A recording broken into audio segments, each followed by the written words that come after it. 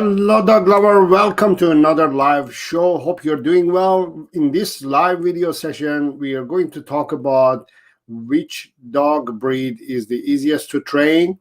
And I'm going to also answer your question, all your dog related questions. So welcome and have a good time in this live show. I hope you're going to have a good time, and I'm going to be able to help you with all your dog related issues. So all that and more in this live show. If you want to learn the negative effects of treat training, which causes your dog to develop bad behaviors and health issues, make sure to subscribe to the channel and hit the bell icon to get notified about our next video. All right, so welcome, and let me know what breed of dog do you have in the chat area, so we can talk about all those. And also let me know if you have any dog related questions. And today I want to kind of talk about what breed of dog is easier to train in general.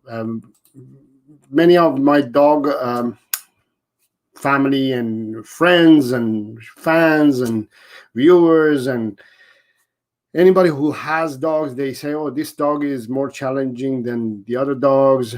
Is it true? Is the breed the reason why you're having a hard time training your dog? Is breed any related to challenges in having dogs? We're going to talk about all that and more. And I'm also going to answer your questions as well. And I can see that Kelly Jones is in the live session. And Kelly is asking, hi, Saro, please talk about boxers. For sure, I'll talk about boxers as well. So let me know in the chat area, what type of dog do you have? What breed of dog do you have? And what are the challenges? Let's talk about dogs. Okay, let me get started with everything. Hopefully you can see me and hear me and everything is going well. Today as well, there's a chance for you to win a digital copy of my book. Details and description and details are in the description below. If you want to enter to win, and all the details and information is in the description below. So check the description and you will be able to win a digital copy of my book. All right, so let's get started with the topic of today. Which dog breed is easier to train? Let me see if I can remove this. Good. Okay, so in here I have an example. For instance, I have a Malinois and also a Basset Hound. So let me know in the chat area, which one of these two breeds do you think it's easier to train? You know, which one it's more challenging to train, which one is easier to train? Let me know in the chat area. Let's play this game and let's figure out if we can figure this out. I can see Kelly Jones is in the house, Nicole Tolles is in the house, John Kipola is in the house. Let's quickly go through the topic, the comments in the chat area. Nicole is saying, and female Doberman, she's very hard to train. So there we go. So Nicole has a female Doberman, and she believes that it's very hard to train. Kelly has a boxer. She wants to talk about boxers. My boxer puppy is going through a very fearful period. What can I do to help her? Kelly, can you let me know how old is your boxer? Let me know exactly how old is your boxer. Okay, all right. And John is saying, hello from Florida, everyone. Moving day into my new home. That's congratulations. That's exciting. And I know also that it is a pain in the neck to move, but it's a new adventure and it's good to change things. Moving sucks, but I'm sure it's going to be a challenging day for you, but I'm glad that you're joining the live session as well. We have Alan says, I have a Beagle puppy, 12 weeks old. Taught him how to sit and lay down. He goes on trails with us and is very friendly. Can be a little biter. Better or biter? Better, I think. Kelly is saying Basset would be harder to train. Oh, that's a good guess. Good guess. Kelly is saying that her boxer is 4 months old. Good to know. And I'll talk about that in a moment.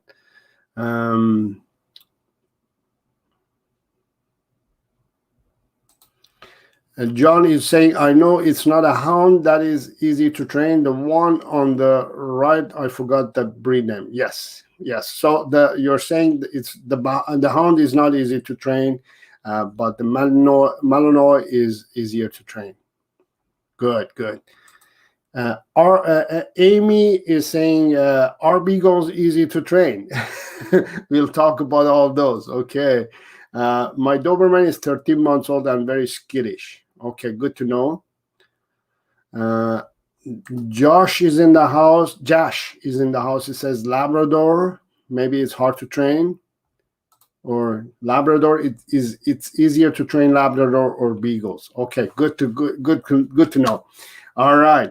Okay, so let's talk about this. So let me bring the picture here. So we have a Basset and we have a Malinois. So you think some of you thought that the Basset is hard to train and Malinois is easier to train. Let's go through and figure out next. So we have here a Collie and a Chihuahua. So which one do you think it's easier to train? In this case, which do you think is easy to train? Before I answer the first one, I want you to let me know which one do you think among these two it's easier to train. So we have a Collie and a Chihuahua. Which one do you think it's easier to train? Okay, so think about that and I'll come back to that. So let's talk about these two first. So the Basset or the Malinois, right? Which one is easier to train? I believe in general, all dogs, all breeds are easy to train, but there are certain breeds which are easier to train than other breeds. What I mean by that is some breeds have been bred as a working breed of dog. And this is very important for you to understand. What is the difference between working breed of dog and non-working breed of dogs? One thing that I want to mention, I believe all dogs are working breed. There's a reason why we breed them. They are bred to do something, to work, right? Whether they're designed or bred to sit on our lap and we carry them around. If we have a little dog and we carry them around, right? There's a job for this dog. This is a dog who's doing a job. He's doing a task, right? It's making me feel good. It's making me feel relaxed. It's making me feel, connected to. Hold on, technical problem. It's making me feel relaxed and cool and less stressed. There's a job for this. So the job of this dog who's in my lap, that's the job, right? So every dog, whether they're on your lap or they're working in the army, there's a job, right? They're doing a job. So all dogs, in my opinion, they're working breeds. Now, some of them have been bred to work harder than other. So in this case, let me see if I can do this. No, it's not happening. Okay. So the Basset is bred to work less than the Malinois, right? Now, the Malinois is one of the top breeds that are designed and bred to do some tasks that are really harder to, obviously, for a Basset to do, right?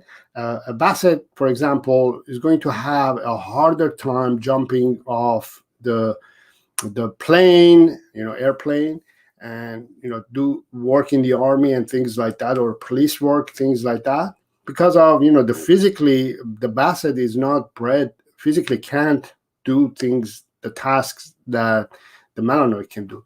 So does that mean that the basset cannot be trained as easy as the Malinois? No, it's just there is a physical limits, right?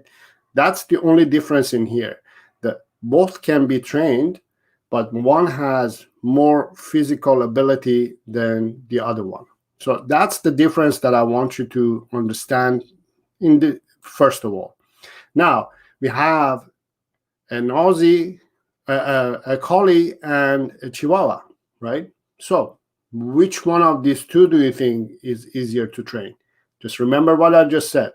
All dogs are almost, or in a way, are bred to work. They're working breed.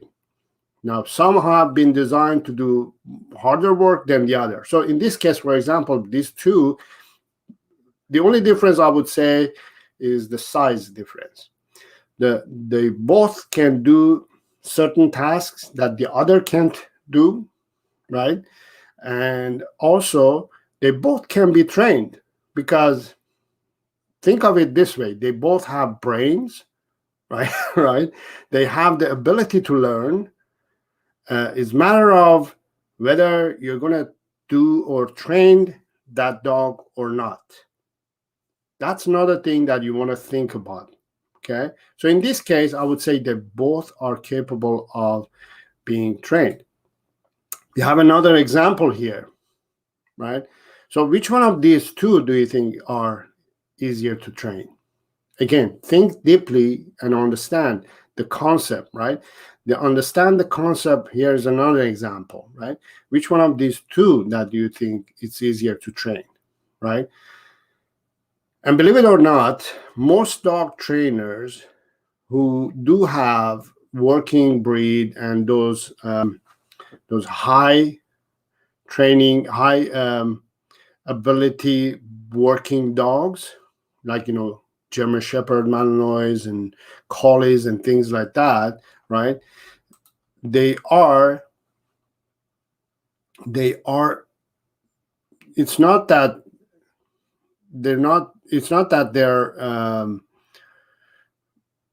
they're saying, okay, this is a hard breed that you have to train it and do this. Actually, a Malinois or a German Shepherd is very easy to train. So in this case, for example, let's talk about these two. We have Beagle and we have a Collie, right? So obviously, most dog trainers, they're professional. They're professionally are trained, and they are dog trainers. Obviously, they're going to have probably a Collie, right? It's not because they are challenging dog. It's just that they're easier to train. In this case, in this example, if we really dig in, we're going to figure out that actually the Collie is easier to train than the Beagle. But the challenges, again, is not that because of the breed, but is because of the way we have explored training concept, right? What I mean by that is, if people, they have a hard time training a Beagle because they say, oh, Beagles are ignorant, they're hard to train, they ignore you, they don't listen to you. Well, a Collie can do that too if you don't train it properly. But they're both trainable. And I have always had Beagles. And I love Beagles because they are trainable, they're easy to train, they're easy to do everything with them. They're capable of doing the same thing, for example, a Collie is capable of doing, right? So it's not the breed. It's not the breed that makes you to be a little bit overwhelmed with your dog. The concept here I want you to understand is we want to go from A to B. So from wherever you are to B. The B is, to have a dog who's trained, right? Your goal is to get to B. How you're going to take this route is the challenge part, the part that you're gonna have to have the ability and knowledge to get there. Let's say your dog is one of these cars, right? This is Bugatti. I don't know if you know Bugatti, but Bugattis are basically the fastest cars in the world, right? Now, I'm comparing this with a German Shepherd. Okay, so I'm bringing a human concept here, so you can understand this concept of which dog is easier to train, and if they're easier to train or not, or the breed matters or what. It will make sense eventually. So bear with me, okay? So we have a Bugatti, right? So yes, Bugatti is the fastest car in the world, right? Does this mean that you're going to be getting to your destination faster? How about this one, Mercedes? Yeah, if you have a Benz, do you get to your destination faster? Does that mean that your dog is going to be trained faster? How about this? Yeah, if you have a Toyota Prius, for example, does this mean that you're going to get to your destination faster, sooner, better, and all that? Right? This is an electric car. It's not one of the fastest car in the world, but it's a car, right? How about a Mustang? Right? It will take you to your destination, right? Remember, the destination is B, right? All of these cars are going to take you to your destination. One is going to take you slower. One is going to take you faster. That's the only difference. This difference is that one is optimized to get you to your destination faster, which is to be trained, than the other. So both of these are going to take you there, right? One is going to take you faster. The other one is going to take a little bit longer to get to your destination. Now, getting there faster and having the ability to get there faster, does that make your breed or that dog or that car better? Well, Bugatti needs a lot of gas. Remember that. So that means you have to make a lot of stops to get to your destination. You have to make a lot of stops to fill up the gas. So does that make you lose time to get you to your destination? Think about that. You have to make a lot of stops to fill up the gas. You're losing time. You're going to lose time. Are you going to get to your destination on time? That's the challenge again, right? Remember, the breed is not the car, or the breed or the brand of the car is not what is going to make you to get to your B. Is the route that is going to take you to get to your destination.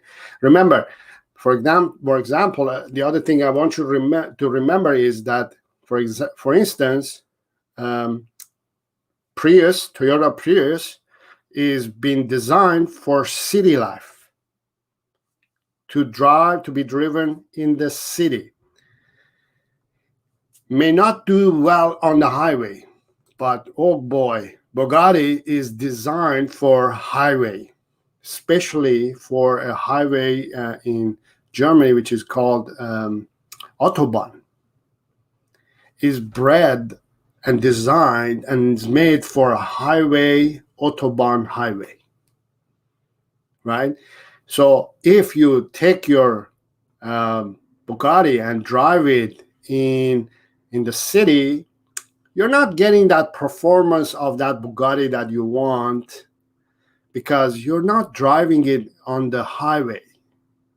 This Bugatti does great on a highway, right? It does a great job on the highway, but it may not do well on the streets of the city streets, right? It looks good, but it doesn't do well. It is not doing what is designed to do. Do you understand this concept? Does it make sense? Right? So I hope that kind of make sense to you, right? To make you understand that basically it's not the breed that gets you from A to B. You will get to your destination. It doesn't matter with what type of dog you're getting there, right? The destination is you're going to get there, but what it matters is the process that it's important. How many stops you're going to make, what kind of stops you're going to make, what kind of route are you going to take. Now let's talk about the route, right? So in this day and age, most people they use when it comes to training their dogs is using treats, food, aversive tools, shock collars, prong collars, choke chain collars, force, domination, and being alpha. These are the routes most dog owners are advised, or they use these tools to train their dogs, right? So in my method of dog training, in my system of dog training, we don't use aversive tools or method. We don't use force or domination. We don't use the concept of being alpha. We use play and praise as a reward, right? And that's how you have to think about training your dog. The route that you're going to take is going to make a difference in your destination, getting to your destination, okay? The route that you're going to take is whether going to determine whether your dog is easier to train or not, okay? So I'm going to go to the first question that I had from Kelly, who was asking, please talk about boxers. And her boxer is 4 months old and is going through fearful period and all that. Okay, so first of all, boxers are great dogs.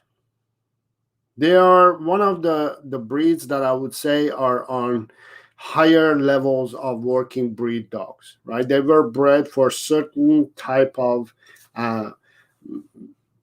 work, right? So if we Google boxers, let me Google boxers. No, hold on.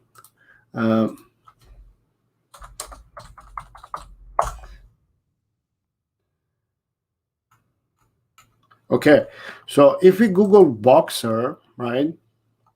Boxer is a medium to large short-haired breed of dog bred in Germany. Let's see if we can figure out what they have been bred for. Every breed has a reason why we breed them.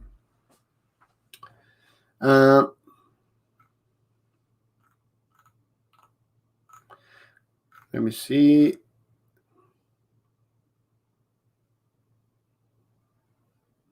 So its task was to seize the prey and hold it until the hunter arrived. So their task was to be hunting, right? Their task, the reason we bred boxers was to get them to go for a hunt with us and go and get the prey, like whether dead or alive, catch it, and hold it until the hunter arrives. So the boxer is not bred to kill the prey, right?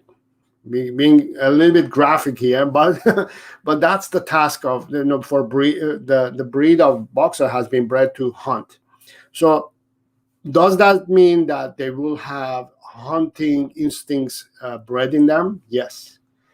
What that means is they will have that intention of biting, maybe getting into that hunting mode, which in human society can be challenging.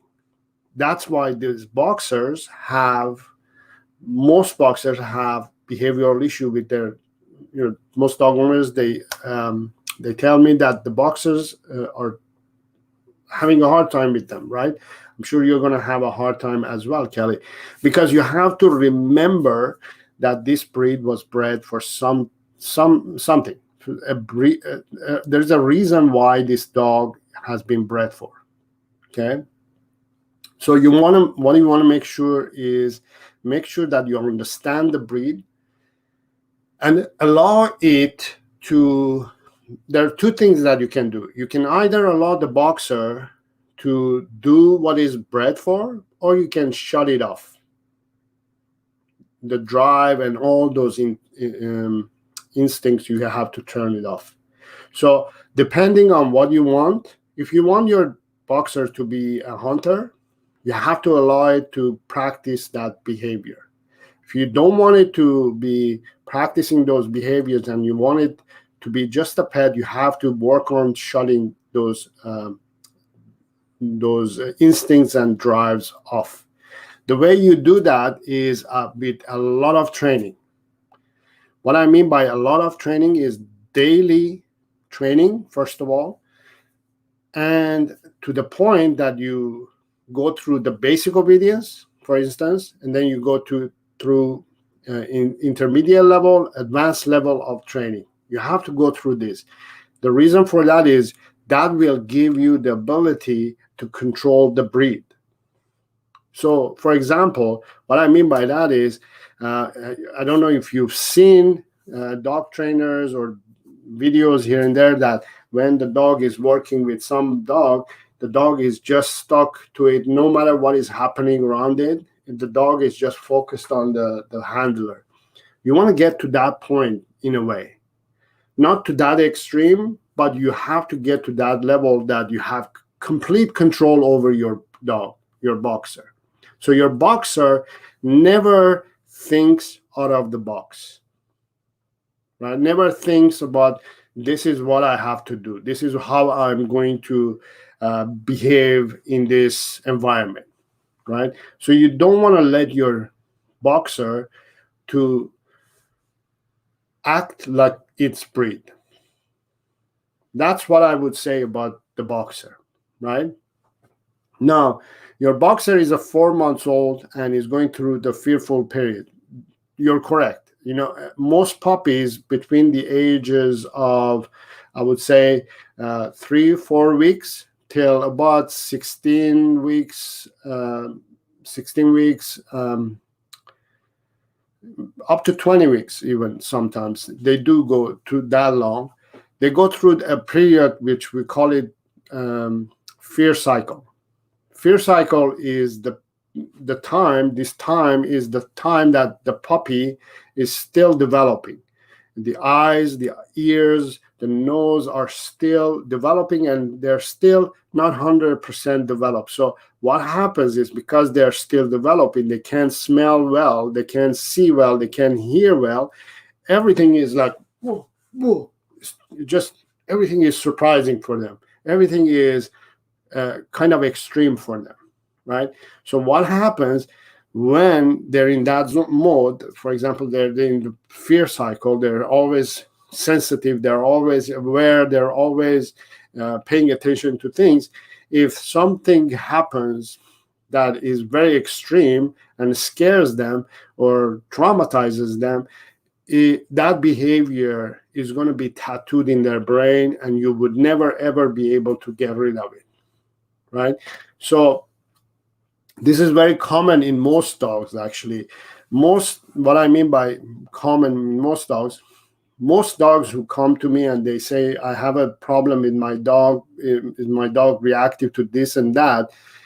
If I dig in and I start asking questions and figuring out what happened when the puppy was young, when the dog was young, you will start going back in time, and you'll figure out why that behavior is there and why is the dog behaving that way. Can we get rid of this behavior? Sometimes, and I would say most of the time, we can't get rid of that behavior, because what has happened is the dog has gotten used to that behavior. What I mean by that is the the dog has learned that this is how I'm going to behave for these instances, and they will get there. They will behave that way anyways, because it has been tattooed in their brain when they were puppies. Now, the only thing that we can do is to manage and control that behavior. We cannot change the behavior, but we can manage and control the behavior. So be very careful. It's not that your puppy or your boxer is hard to train. It's just that it's in that zone that is very sensitive. So everything is going to be challenging. You have to wait until your puppy is older a little bit, and then you can start training that dog. So this is why I'm saying the path that you're going to take, the way you're going to take this approach to training your dog from going from A to B is very important, because are you going to take the shortcut and doing the wrong things, or are you going to take the long route and take with many stops to get to your destinations, right? That's very important for you to realize and understand and implement in your dog training. That's what we learn in our dog training courses on sarodogtraining.com. Those are the things that you're going to learn.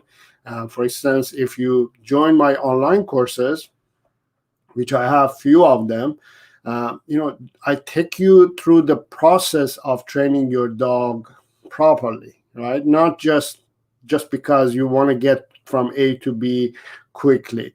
You want to get from A to B properly. So you have to take the right steps. And this is what you learn in my online courses. For instance, in my puppy training course, right? For example, you learn how to raise your puppy properly, how to get your puppy to listen to you properly, and how to train it and also you don't make mistakes that you're making now, so you will get to your destination properly. So you won't cause damage to the puppy, right? I see so many dog owners, so many puppy owners who avoid taking the time and investing time and money to learn, and they unknowingly cause a lot of damage in their puppy, which helps them to develop behavioral issues in the future. And then in the future, they spend tons of money and time to deal and fix the problem. Prevention is the key. If you do the right thing now, you will get the results that you want in near future and long term. So making mistakes nowadays can get you to either your destination with a crap car or crap results, or you're going to get to your destination properly. So that's my take on that question. I know I went a little bit over that, but it was important for me to explain that and answer the question. Let's go to the next question. Alan saying, I have a Beagle 12 weeks old, told him can be a little, okay, I read that. Basset would be harder. Yes, yes and no. Basset could be harder just because of the physical limitations. That's all. Garden. Oh. Hello, Saro. I would love to do advanced training. Do you have experience with shepherds, especially Australian shepherds? Yes, I do. I do have, Aussies. I have worked with Aussies, and also I have Aussies. Always had Aussies in my, doggy daycare. So I'm very familiar with them. Advanced training. When it comes to advanced training, you have to remember, you have to nail the basic, right? Nail the intermediate level in order to get the proper results from advanced level. So make sure that you go through the process properly before you get to before you even start the advanced level. What I mean by that is, when you're saying to your shepherd, Sit, your shepherd sits. You're saying stay, it stays. Whether you are at home, whether your shepherd is in the dog park, whether he's in Disneyland, your shepherd sits and stays before you do any advanced level. Make sure that you have a solid basic and in some intermediate level before you move on to advanced level. Don't cut shorts. Don't try to cut corners and just go do it. Make sure you're doing it properly, especially if you have shepherd. Let me give you an additional tip here. With shepherds and Aussies and all those breeds and all those advanced breeds, right? Right? If you don't train them properly, they will let you know. Always remember, all those breeds are here and you're always here. You're always trying to catch up with them. Remember this. This is my tip. Your dog is always here and you're here, right? You're always trying to catch up with them. You would never, ever be able to pass them. You're always either catching up with them, you're getting to them, and they are always ahead of you. That's because of the breed. That's a pros and cons of these breeds. The pros is that you can train them easily, but you have to do it properly, and you train them, they will learn fast, quick, boom, boom, boom. The cons are that you always have to train them. You have to always train them. You have to always catch up with them. Does it make sense? That's the thing. I know it's not hound. That is Okay, so Amy is asking, are beagles easy to train? Yes, easy to train. Yes, as long as you do the proper way of training. With the problem with most beagle owners and most dog owners is that they rely on food and treats to train their beagles. And that is the wrong way of approaching to train a beagle. If you use food to train a beagle, you will lose the war. Because in any ways, most cases, beagles are foodie. Dogs are foodie. There are certain dogs who care about food more than the others. Certain beagles who care about food more than the others. But if your beagle, whether if it's foodie or not, if your beagle is foodie and you use treats or food to train it, you're encouraging that beagle to become more foodie. If your beagle is not foodie and you start using treats or food, your beagle is going to say, hey, I'm not a foodie beagle. Why are you forcing me to respond to your treats or food? I want to work with you. I want to work with you one-on-one. Stop feeding me. This is not feeding time. I want to be trained. I want to work with you. So don't use treats. If you don't use treats, it is easy to train. If you use treats, you will have a hard time. Not only to train them, but to get results. All of my beagles have been trained without the use of treats. And that is the most important, I would say, tip that I have. With the beagles, you have to do the right thing. Okay? And the other thing that you have to always remember is to provide them their daily 5 essential needs. Okay? Exercise, training, socialization, care, and then affection. Remember that. Nola, my beagle was a nightmare, but we got there-ish. Still won't drop anything he chases as a prize, though. I don't understand the thing, but, I bet, Nola, you use treats to train your beagle. That is why you have a hard time getting results. Josh is asking, is it easier to train Labrador or beagles? Actually, they're both same level, the same purpose almost. They've been bred for the same purpose. They're capable of, you know,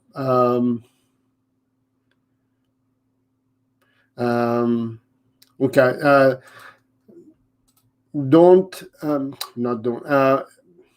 They both have been designed to do certain things, almost similar things, right?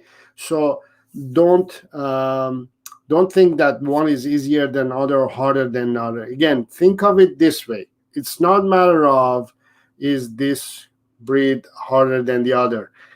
It's a matter of how you're going to get there. How are you going to train your dog? Are you going to be using food to train your dog? Or are you going to be using play and praise to reward your dog and train your dog? That's the question that you have to ask. If you use treats or food to train your dog, you're going to have a hard time training your dog no matter what breed you have.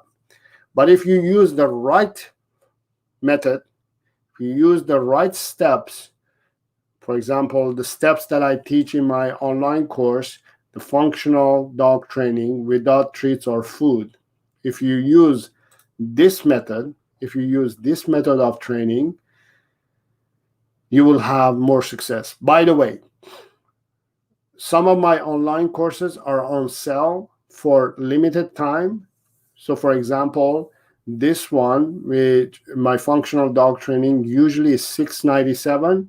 At the moment is $349 Canadian.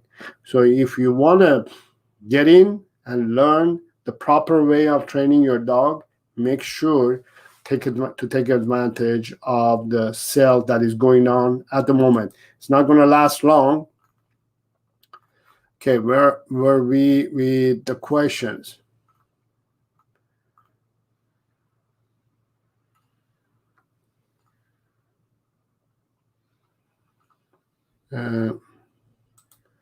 So Kelly has an opinion, says Chihuahua is impossible. Yes, in many people's mind and mindset, yes, they are nightmare dogs. I agree with you. That's what the media has advertised, that they are nightmare. But they're actually very good dogs. Just like pit bulls. It's not that they're bad dogs, that bad breeds. It's just the way you approach the training, right? If you do it properly, they will be great dogs, right?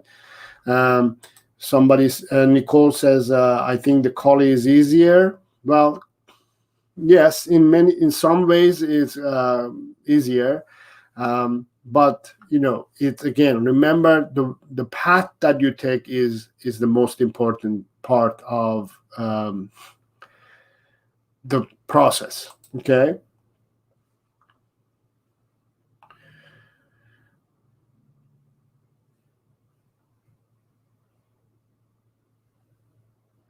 Alan is asking about how do you sort out the biting. So the biting is something that, you know, every puppy is going through it. Every puppy goes through puppy biting process. There are two things. Either your puppy is annoyed, the gums are, you know, being annoying because they're replacing the puppy teeth with adult teeth. That causes a little bit of discomfort in their gums. So therefore, to ease that discomfort, they chew on things, they bite things. It relieves that sensation. So that's one of the reasons that they're biting. The other one is just the instinct. You know, puppies and dogs, they bite things, they bite each other as a play to practice bite inhibition and things like that. So it's the two things that are happening at the same time in a way. So that's why you're having this challenge. So you have to think out of the box. So I have to provide chew toys, first of all, for my puppy. Second of all, I have to provide puppies and other dogs so my puppy can practice with them and redirect that biting inhibition to the puppies and dogs who are more natural victims in a way than humans. So you have to think of it that way. Okay. So these are the things. If you have a puppy, Alan, right, and you have a challenge with your puppy, I definitely suggest you to take my puppy training 101 course. That's on sale as well. It's usually $295 and it's 201 at the moment. These are the things that you will learn, and you will understand what to do and what not to do. A lot of problem solving here. Basic obedience are taught in the puppy training 101 as well. It's an online video course.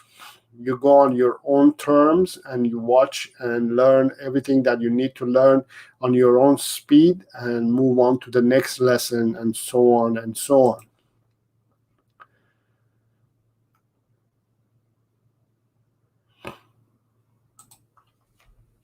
And Nirban is saying, planning to get a Beagle tomorrow. She is 32 days old. Breeder is not keeping it in 45 days. Is it okay to bring home?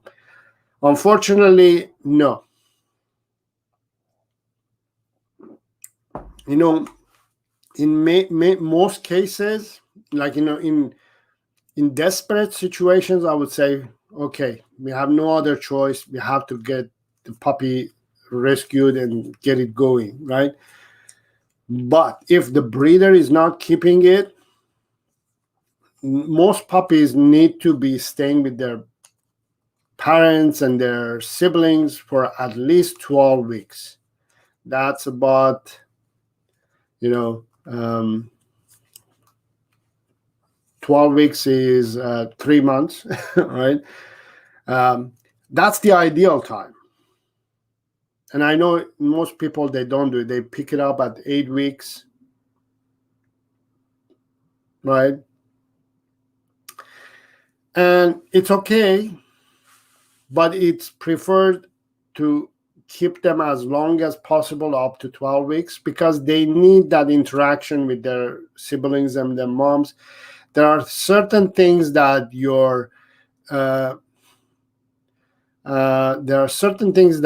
you are not going to be able to teach this puppy, where the puppy's mom and parents and siblings would be able to teach that. And if you separate the puppy too early from its siblings and its structure that it has, not only lots of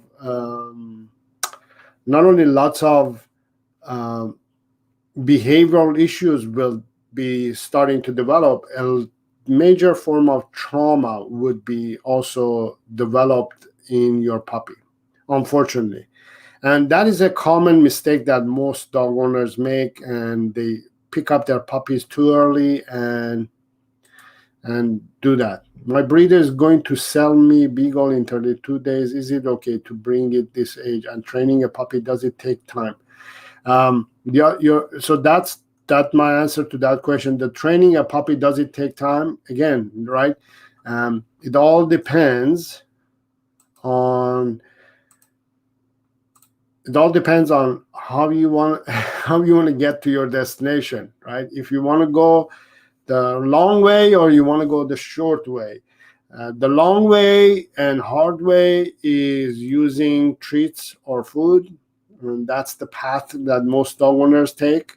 If you take that, yes, it's going to be long and troublesome, and you have to make a lot of stops and this and that.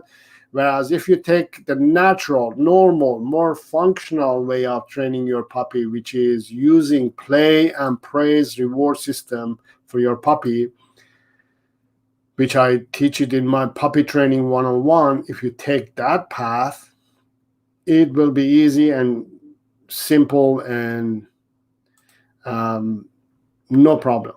You will have no problem training your puppy if you take the right path, which is using play and praise reward system. Okay.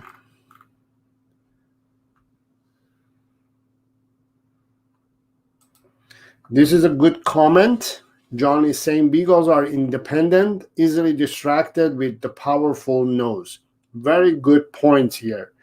2 points that every Beagle owner, every dog lover should be aware of it. That Beagles are independent, very independent, and they have a very strong scent ability. They have a powerful nose, as John says. What that means is that they like to sniff things, they like to smell things, and they like to track things because they have been bred to work independently. What that means is they don't need the human, the hunter, to tell them what to do. They will do it. They will sniff, they will find and track the prey, and they will go at it, and they will find it, and they will howl to let the hunter know where the prey is, and the prey comes and takes the prey. So that's very important to understand. They're very independent breed, and they have this ability of working alone and scent dog, right? So by understanding these concepts, you have to understand it's not that they are harder to train. It's just that if you want to have it as a working beagle, like for hunting, if you want to use it for hunting, they're excellent. They're automatically trained, they're all automatically made, come and they do it, right? Most of them. Some of them are broken, they're not bred properly, they're not fully there, right? But if you don't want to have a beagle who's going to be hunting, and you want it to be a pet dog, just like Harvey and Jonah that I had Jonah, he passed away, and I have Harvey and Annie at the moment. I have worked on Harvey. I have turned off the instincts. He doesn't hunt. He doesn't bother with hunting or scent driven. Annie is mixed beagle and collie, so and a few other breeds. There's a boxer too, by the way, in Annie. So I'm dealing with several breeds of dogs with Annie, for example, right? So the challenge there is which, for example, in my case, every day I figure out which breed I'm dealing with today, because every day there's a new breed coming out of Annie.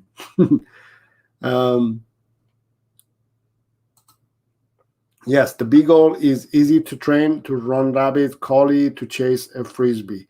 Yes, that's what they have been kind of easy bred for those things.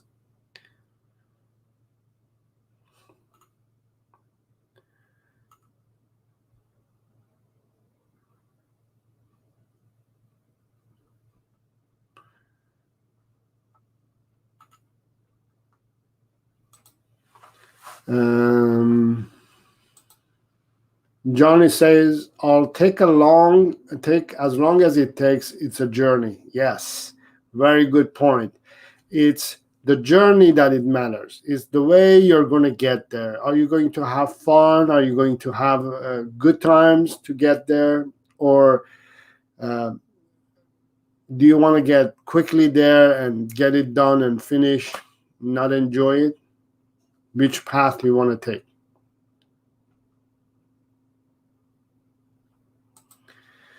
Johnny says, I haven't gotten the puppy training course yet. After I move in and when things settle down for me, I will start with your puppy course. Great. Yes.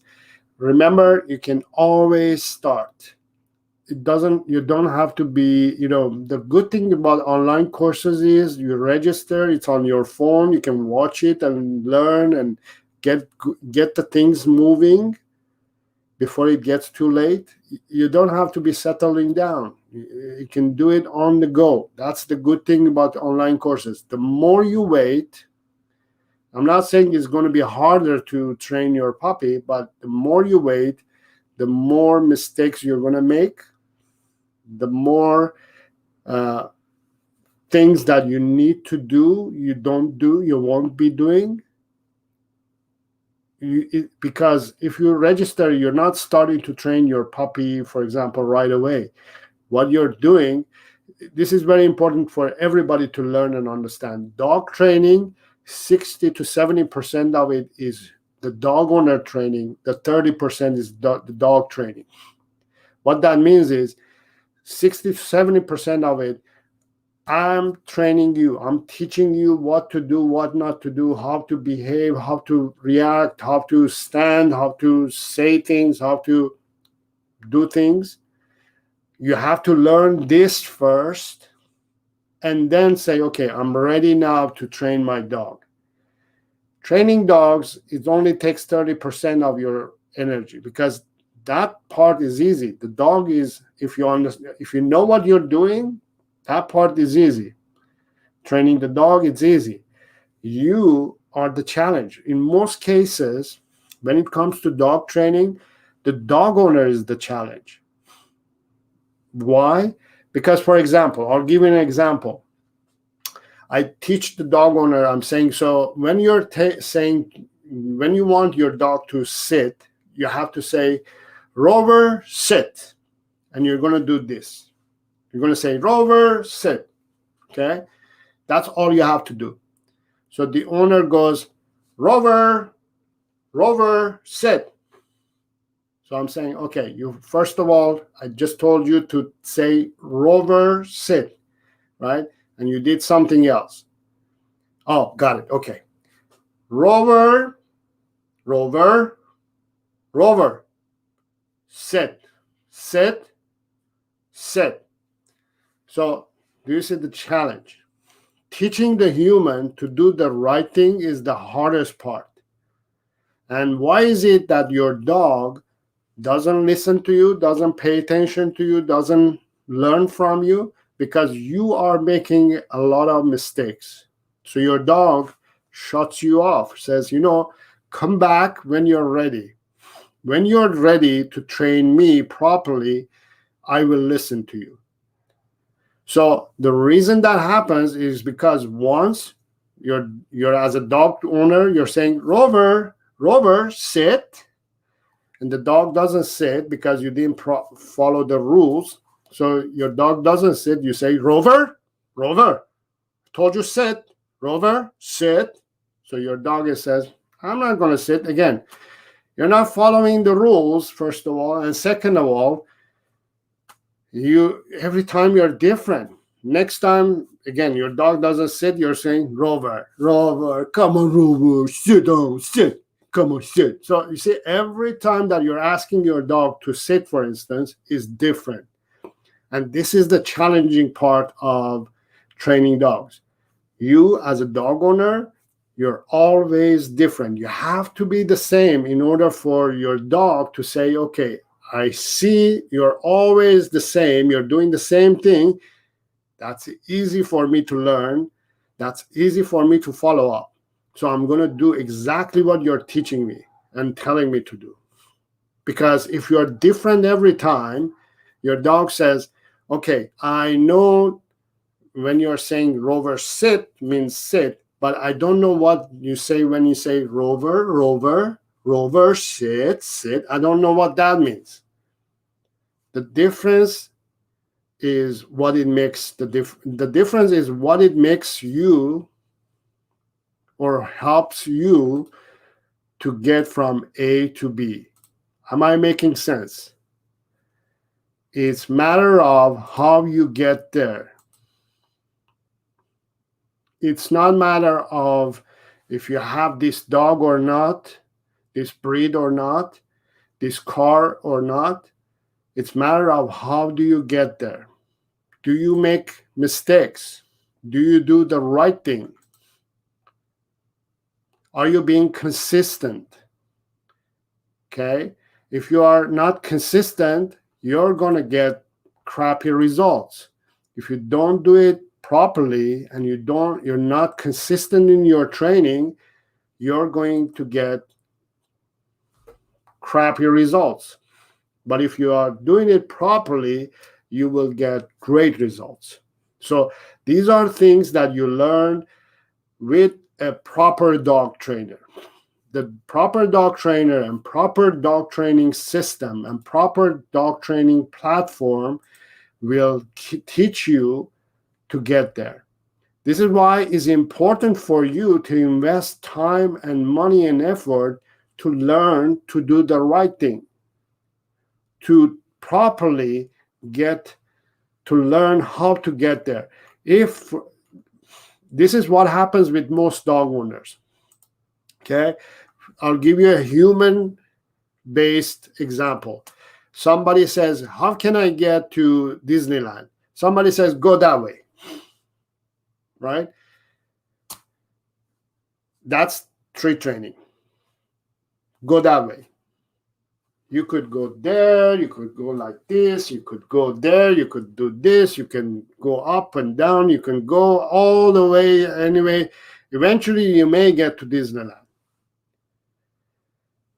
But if you ask me, how do I get to Disneyland? I'll say, okay, let's get you a ticket.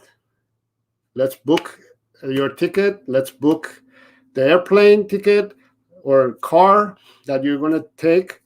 Let's get you settled down. Let's pack. Let's do everything properly. And then let's put the Google map in there so you can drive properly and get to the destination on time and with the direction that you need to. That is training a dog using play and praise reward system. That's the difference. That's the difference between getting there and getting there properly. I hope that makes sense. All right. So let me see if there's any more questions.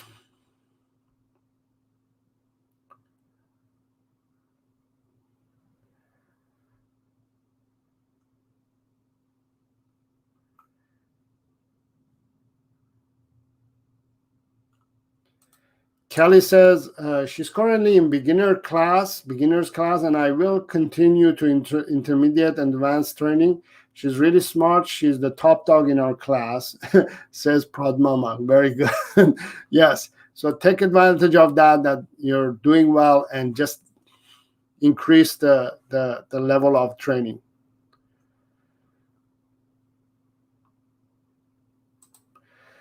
Johnny says, I want to learn to train my next puppy correctly to avoid mistakes. Take the right path. He gets his 5 thing, just a little swine. Yes, use treats, nightmare. Yes.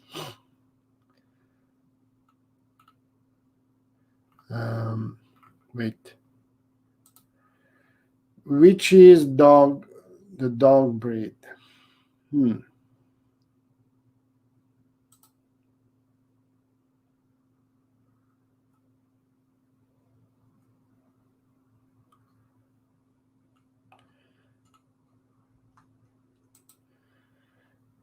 No problem. And Riban.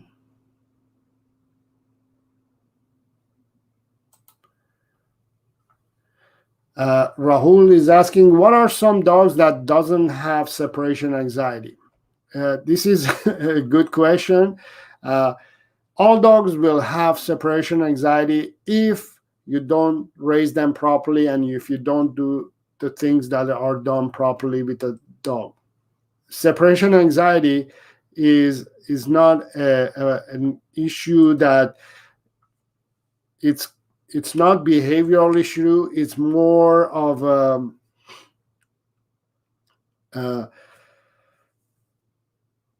emotional issue. What I mean by that is all dogs, you have to remember this. All dogs have been bred and designed by humans for humans. So dogs have been designed for humans. That means dogs are supposed to live with humans. And if you separate the human from the dog, that is something that they feel like it's not natural. I'm not supposed to be separated from you. I have been bred to be with you. All breeds, right?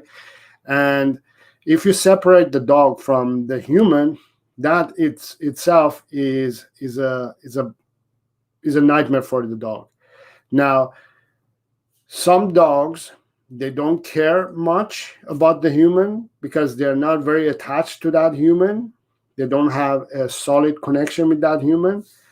And some dogs that are very connected to human is not because they have a solid connection with that dog. It's just because they don't know they don't know how to live without having dependency on the human. So those dogs who they follow you everywhere you go, and they follow you, they can't live without you.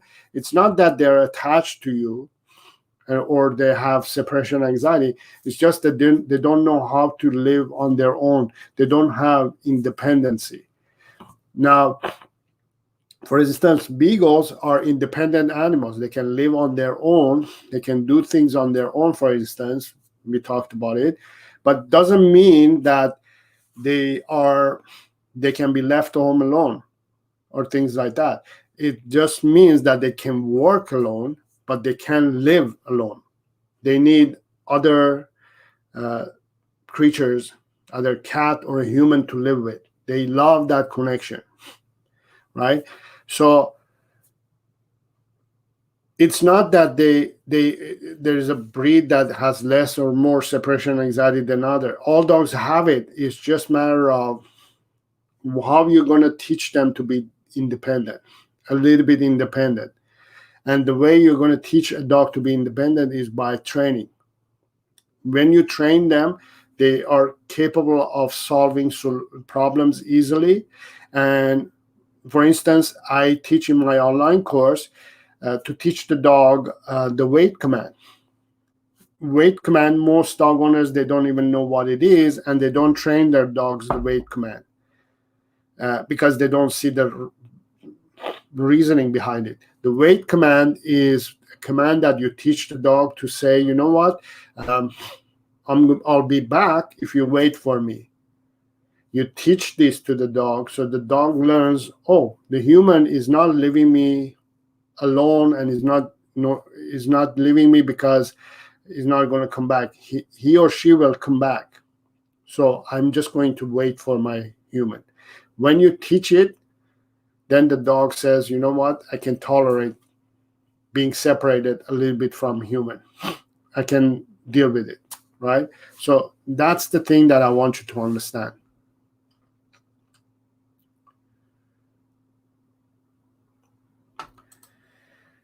Garrett says, how would you teach a puppy fetch? She's doing pretty good at bringing the toy back, but most of the time she just lays down and chews the toy. Any help? Yeah. So I have, first of all, I teach it on my online course how to teach the fetch command to your puppy. And we go in depth, and we learn all the good things that you need to learn, but also teach it. I have a short video in my YouTube channel that I show you. So you see, my puppy goes and gets it, and I ask her to come, and when she comes, I ask her to let go. Because if she doesn't let go, I interact with her a little bit, but if she doesn't let go, the game stops. We don't play the game. So I have to interact a little bit, we play a little bit, and then I have trained my puppy as well, the word or the correction word of no, which is stop, let go, leave it, and then let's go, and then the game continues. And stay. I tell her to stay. I throw the toy. I say, go get it. She goes, gets it. I ask her to come. She brings it. I interact with her, and so on and so on. So if you teach it properly, your puppy is going to get it. So one of the things is, again, you can either watch my video on my channel, which is called Training Fetch to a Beagle Puppy. Is it possible? It is possible. Watch that video. Or, again, I have it on my online. It's part of the training that you get in my Puppy Training 101 course. All right. Okay. I think that's all for the day. this was the last question that I answered. I hope you enjoyed the show today. I hope you benefited from the show. And just to recap that, make sure that if you are going to train your dog to take the right path, right, to not worry about your breed, if the breed matters or not. It doesn't matter what breed of dog you have. All it matters is how are you going to get there, okay? Make sure that you are taking the right steps, the right training method, which is using play and praise reward system instead of using treats. You don't want to use treats. If you use treats, you're going to make a lot of stops. You're going to waste a lot of time and energy to get to your results that you want. If you want to get results, use dog training without the use of treats or food, and use play and praise as reward. And if you need more help, make sure to register to one of my online courses on my website. Just go to sarodogtraining.com. All the links are below in the description area. Go to sarodogtraining.com, choose online dog training courses, and just go ahead and pick the course that is right for you. Learn the proper way of training your dog and get the results that you want. Hope you enjoyed the live show today. I will see you next time. And until next time, have fun with your dog.